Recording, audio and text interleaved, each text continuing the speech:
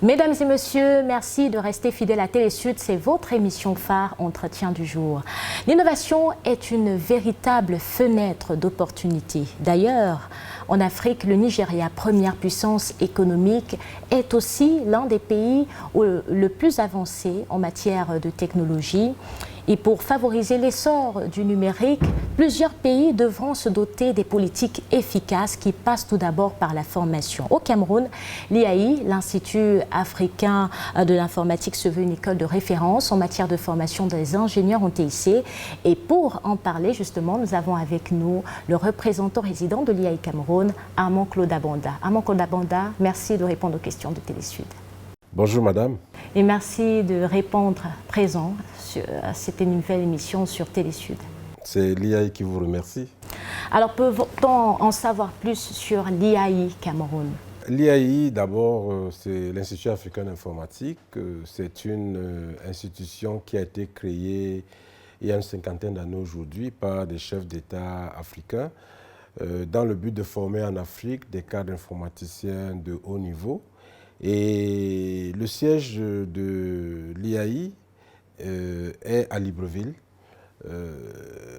Au fur et à mesure du développement de l'Institut, il y a eu la création d'une représentation nationale du Cameroun d'abord, ensuite celle du Niger, celle du Togo a suivi, au point que nous avons aujourd'hui le siège et 3 représentations nationales sur les 11 pays membres que compte l'IAI aujourd'hui. C'est donc un institut panafricain qui a pour ambition effectivement de continuer de former pour l'Afrique des cadres informaticiens de très haut niveau et dans un autre levier de vulgariser l'utilisation de l'outil informatique partout, jusque dans les zones rurales. Et c'est d'ailleurs ce qui est fait ici au Cameroun avec, à côté de la formation de 6 000 ingénieurs de travaux informatiques déjà formés, il y a la formation d'environ 600 000 personnes, jeunes enfants et femmes, sur l'ensemble du territoire national, sachant que l'opération 100 000 femmes a formé 103 350 femmes et MIGEF 2035, c'est-à-dire la formation d'1 million de jeunes, d'enfants et de femmes, et à 500 000 personnes formées. Donc, ce qui fait, c'est le décompte de 600 000 personnes, 600 000 jeunes enfants et femmes formés sur l'ensemble du territoire national avec la supervision de Mme Chantal Biya, l'épouse du président de la République, le président Paul Biya, qui en est la marraine nationale. Alors parlons justement de ce projet porté par l'IAI MIGEF 2035 qui sera à sa 8e année. Là, vous avez fait le bilan, mais dites-moi, quelles ont été les motivations? La motivation première est venue de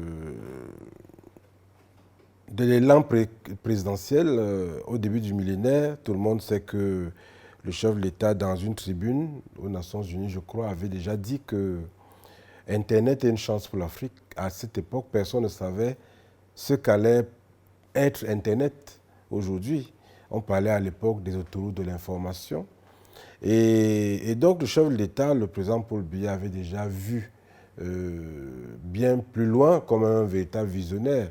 Et d'ailleurs, quelques années après, il est allé avec son épouse au lycée Leclerc et au lycée bilingue de Yaoundé pour montrer l'exemple, pour prêcher par l'exemple.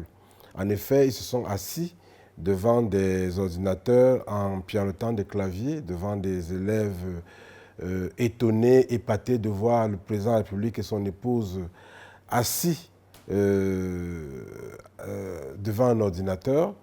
Et bien évidemment, cela a fait l'objet d'une grande percée digitale parce qu'à cette époque, il y avait un seul cybercafé dans la ville de Yaoundé.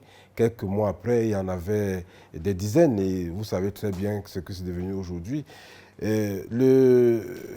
Par la suite, le chef de l'État a prononcé un discours s'adressant à la jeunesse où il avait demandé aux jeunes et aux femmes de s'arrimer à la modernité. Et c'est comme ça donc qu'on a conçu le projet Opération 100 000 femmes avec l'objectif de former 100 000 femmes en 10 ans au TIC et le projet Youth Online pour les jeunes. Donc, tout a commencé par là. Lorsque l'opération 100 000 femmes s'est achevée, la première dame nous a félicité et a demandé d'aller plus loin, de créer un nouveau projet plus grand, plus ambitieux, qui intègre l'initiation à la citoyenneté, l'initiation à l'entrepreneuriat et d'y intégrer les enfants et les jeunes. C'est comme ça que nous avons donc créé le projet MIGEF, MI comme million, J comme jeune, E comme enfant, F comme femme. Ça donne formation d'1 million de jeunes, d'enfants et de femmes à l'horizon 2035. Et à ce jour, nous sommes à pratiquement 500 000 personnes dans le cadre de ce projet. Il faut dire que c'est un projet assez colossal. D'où viennent les fonds alloués à la réalisation de ce programme? Je dois dire que le ministre Louis-Paul Motazé a été vraiment la première personnalité du gouvernement à nous soutenir. Au moment où il était ministre de l'économie, nous avions sollicité à l'époque qu'on puisse aller jusque dans les villages. Donc il fallait transporter dans ces villages des ordinateurs, des vidéoprojecteurs, parfois des groupes électrogènes, du moins le matériel rendant les formations autonomes. Et donc le ministre Motazé avait à l'époque accepté de le faire et nous a accompagnés en nous aidant à acheter ce matériel, les ordinateurs, des centaines d'ordinateurs, des vidéoprojecteurs, des groupes électrogènes et tout ce qu'on pouvait avoir comme environnement logistique, câblage et autres. Donc ça s'est très très bien passé. Et par la suite, le ministre Alamine Ousmane a continué cette belle action qui avait déjà commencé. Je dois vraiment remercier ces deux ministres-là qui ont beaucoup soutenu cette opération. D'ailleurs, le ministre Motazé a d'ailleurs continué, étant au ministère des Finances, à voir aussi la partie fonctionnement et promotion de ce projet qui est vraiment ambitieux. Et je pense qu'aujourd'hui, les populations urbaines et rurales sont très satisfaites de ce qui est fait dans les 34 centres IAI, parce qu'il faut le dire, ces formations sont établies sur la base des 34 centres de l'IAI. Chaque centre a pour objectif, on va dire, chaque centre a pour objectif de former tout autour de sa localité afin que tout le monde puisse bénéficier d'utilisation de l'outil informatique et rendre les gens autonomes, rendre les agriculteurs, les éleveurs, les villageois autonomes.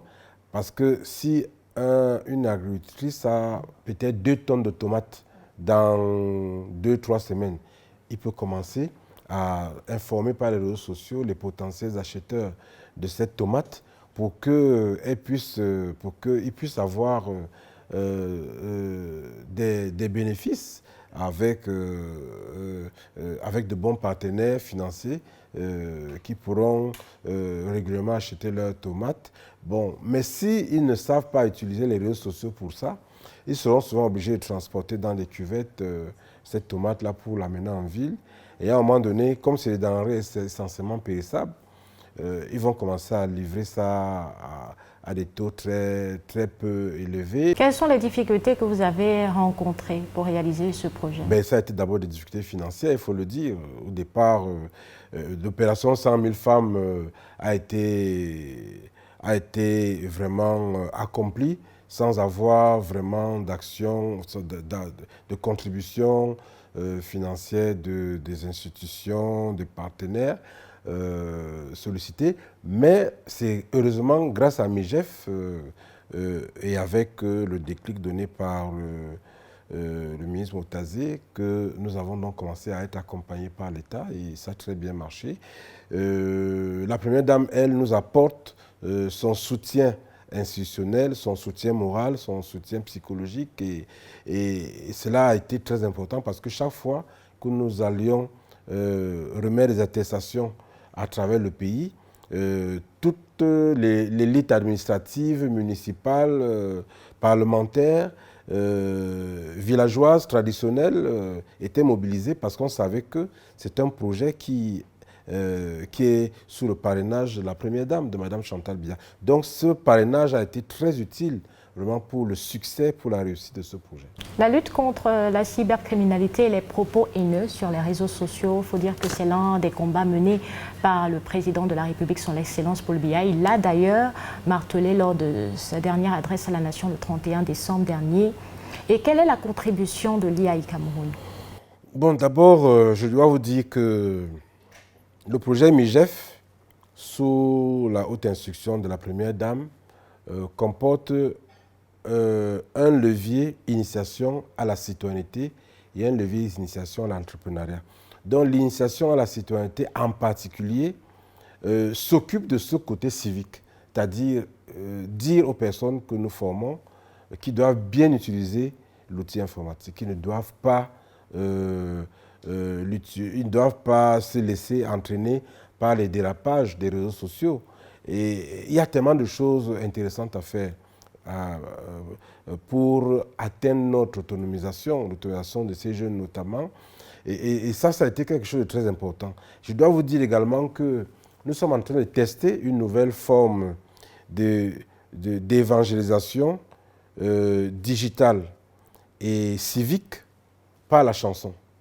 Et je dois vous dire que vous avez d'ailleurs l'exclusivité. Nous venons de mettre une chanson qui demande aux jeunes, aux femmes, à toutes les personnes qui sont formées, de faire du bien autour d'eux, d'avoir de bonnes actions. On leur rappelle que pour atteindre la meilleure altitude, il ne suffit pas d'avoir de bonnes aptitudes. Il faut aussi avoir de bonnes attitudes, pourvu que cela soit une habitude et que cela se fasse en toute quiétude. C'est ce que dit la chanson. Et il y aura une deuxième chanson qui va essentiellement parler des dérapages dans les réseaux sociaux. Comment utiliser les réseaux sociaux à bon escient. Et je pense que cette façon de sensibiliser par la chanson pourra porter aussi gros dans le cas de cet élan de sensibilisation, parce que les jeunes aiment beaucoup la chanson et je pense que c'est une voie que nous allons expérimenter et qui pourra apporter quelque chose comme contribution contre les dérapages dans les réseaux sociaux. Claude Abanda, merci d'avoir répondu aux questions de Télésud en tant que représentant résident de l'IAI Cameroun. C'est moi qui vous remercie et l'IAI Cameroun vous accueillerait à chaque fois que vous aurez besoin d'informations complémentaires. Merci également à vous, mesdames et messieurs. C'était votre émission phare Entretien du jour. Les programmes se poursuivent sur Télésud.